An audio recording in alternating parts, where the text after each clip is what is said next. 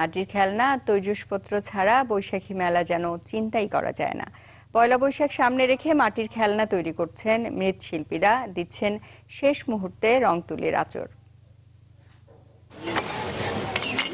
পয়লা বৈশাখ বাঙালির প্রাণের উৎসব, আর মেলা ছাড়া বৈশাখের উৎসব যেন চিন্তাই করা যায় না। বৈশাখী মেলা সামনে রেখে ব্যস্ত সময় পার করছেন ফরিদপুর, গাইবান্ধা ও রাজবাড়ীর মৃৎশিল্পীরা। নিপুণ হাতে তৈরি করছেন হাতি, ঘোড়া, পুতুল সহ নানা খেলনা।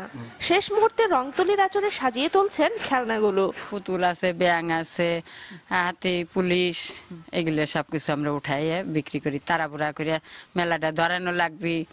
পয়লা বৈশাখ আসতেছে, এজন্য আমরা প্রস্তুতি নিতেছি। সামনে মেলায় আমরা মালগুলো তুলবো।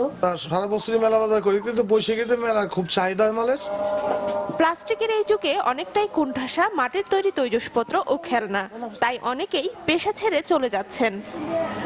মাটি, খড়ি এগুলো আমাদের যে মূল্য দিয়ে কিনতে হয়, কিন্তু সেই পারিশ্রমিক হিসেবে আমরা সেই মেলা বাজারে সেই পয়সাটা পাই না। তা পয়লা বৈশাখের যারা শহর খাবার তারা খাইয়ে যাবে, কিন্তু আমাদের ভাগ্য হবে না। সরকার এটা অনুবাদ করতো, ছোটখাটো একটা লোন দিত আমাদের, যে সুদ মুক্ত, তাহলে আমরা এই সঙ্গে এটা বাড়াইতে পারতাম।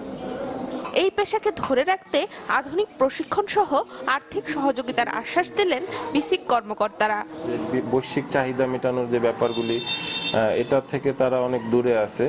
তো এজন্য আমাদের যে উন্নত প্রযুক্তিগত সহায়তা এবং কারিগরি সহায়তা দেওয়া প্রয়োজন, সেটার লক্ষ্যে আমরা কাজ করে যাচ্ছি। শুধু বৈশাখী মেলার জন্য নয়, সারা বছরই মাটির তৈজসপত্র ও খেলনা তৈরি করতে চান মৃৎশিল্পীরা। সানজিদা শান্তা, চ্যানেল 24।